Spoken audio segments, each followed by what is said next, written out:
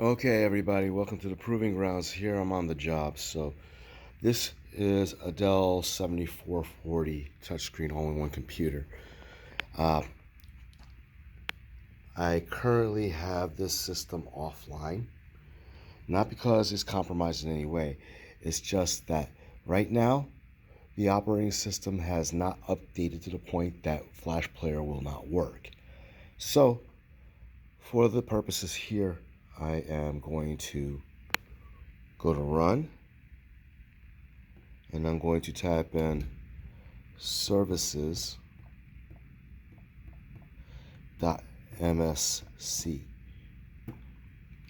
That's going to bring up our services window any moment now. Unless I typed it wrong. Oh, there it is. Now what I'm interested in is going all the way to Windows Update. And as you can see, it's currently running. I'm going to go to Properties. I'm going to take it off automatic. I'm going to set it up for disabled. Apply that. And you see it's still running. So now I'm going to stop it. Now that that's done,